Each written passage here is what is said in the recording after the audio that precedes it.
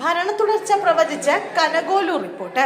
കോൺഗ്രസിനായി സംസ്ഥാനത്ത് മണ്ഡലാടിസ്ഥാനത്തിൽ അടിയൊഴുക്കുകൾ പഠിച്ച് തെരഞ്ഞെടുപ്പ് തന്ത്രങ്ങൾ മെനഞ്ഞ രാഷ്ട്രീയ തന്ത്രജ്ഞൻ സുനിൽ കനകോലുവിന്റെ സംഘം ഹൈക്കമാൻഡിന് സമർപ്പിച്ച അന്തിമ വിശകലന റിപ്പോർട്ടിൽ ഇടതിന് തുടർഭരണം പ്രവചിച്ചതായി സൂചന.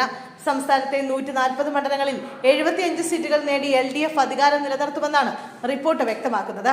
UDF 63 സീറ്റുകളുമായി ശക്തമായ പോരാട്ടം കാഴ്ചവെക്കുമ്പോൾ നേമത്തും പാലക്കാട്ടും വെന്നിക്കൊടി നാട്ടി BJP നിയമസഭയിൽ തങ്ങളുടെ സാന്നിധ്യം ഉറപ്പിക്കുമെന്നും റിപ്പോർട്ട് പ്രവചിക്കുന്നു.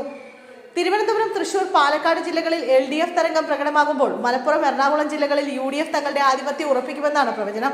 ജില്ലാ അടിസ്ഥാനത്തിലുള്ള പ്രവചനങ്ങൾ പരിശോധിക്കുമ്പോൾ തിരുവനന്തപുരത്ത് 11 സീറ്റുകൾ നേടി LDF കരുത്തുകാട്ടുമ്പോൾ UDF 2 സീറ്റിലും BJP 1 സീറ്റിലും ഒതുങ്ങും.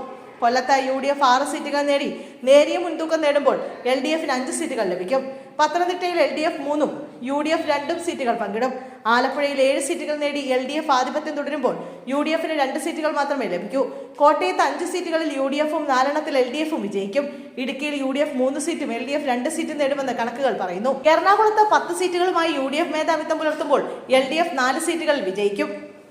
തൃശൂരിൽ 10 സീറ്റുകൾ നേടി LDF മുന്നേറ്റം നടത്തുമ്പോൾ UDFന് 3 സീറ്റുകൾ ലഭിക്കും. പാലക്കാട് ജില്ലയിൽ LDF 9ഉം UDF 2ഉം BJP 1 സീറ്റുകൾ നേടും. മലപ്പുറത്ത് 15 സീറ്റുകളുമായി UDF ഏകപക്ഷീയമായി വിജയം നേടുമ്പോൾ LDF 1 സീറ്റിൽ ഒതുങ്ങും. കോഴിക്കോട് ജില്ലയിൽ LDF 7 സീറ്റും UDF 6 സീറ്റ് നേടും. വയനാട്ടിൽ UDF 2ഉം LDF 1ഉം സീറ്റുകൾ പങ്കിടും. കണ്ണൂരിൽ LDF 8ഉം UDF 3 സീറ്റുകൾ നേടുമ്പോൾ കാസർഗോഡ് ജില്ലയിൽ LDF 3ഉം UDF 2 സീറ്റുകളിലും വിജയിക്കും. കണ്ണൂർ ജില്ലയിലാണ് LDF ഏറ്റവും ഉയർന്ന വോട്ട് വിഹിതം രേഖപ്പെടുത്തുന്നത്. UDFന് ഏറ്റവും കൂടുതൽ വോട്ട് വിഹിതമുള്ളത് മലപ്പുറം ജില്ലയിലാണ്. തിരുവനന്തപുരം, കാസർഗോഡ്, പത്തനംതിട്ട എന്നീ ജില്ലകളിൽ NDA 20% മുകളിൽ വോട്ട് വീതം നേടുമെന്ന് പ്രവചിക്കപ്പെടുന്നു. തൃശൂർ, പാലക്കാട് ജില്ലകളിലും NDA ശക്തമായ സാന്നിധ്യം അറിയിക്കുമെന്നും റിപ്പോർട്ട് സൂചന നൽകുന്നു. സംസ്ഥാന രാഷ്ട്രീയത്തിലെ അധികായന്മാർ മാറ്റൊഴിക്കുന്ന പല മണ്ഡലങ്ങളിലും കടുത്ത പോരാട്ടങ്ങളാണ് റിപ്പോർട്ട് പ്രവചിക്കുന്നത്. തൃത്താലയിൽ മന്ത്രി MB രാജേഷിന് പരാജയ സാധ്യത ഉണ്ടെന്നും 47% വോട്ട് വീതത്തോടെ UDF മണ്ഡലം പിടിച്ചെടുക്കുമെന്നുമാണ് കനകോലി സംഘത്തിന്റെ കണ്ടെത്തൽ. പത്തനാപുരത്ത് മന്ത്രി KB ഗണേഷ് കുമാറിനെ പിന്നിലാക്കി UDFന്റെ ജ്യോതികുമാർ ചാമക്കാല സീറ്റ് പിടിച്ചെടുക്കും. പാലായിൽ കേരള കോൺഗ്രസ് നേതാവ് ജോസ് കെ മാണി പരാജയപ്പെടുമെന്നും UDF മണ്ഡലം തിരിച്ചുപിടിക്കുമെന്നും റിപ്പോർട്ട് ചൂണ്ടിക്കാട്ടുന്നു.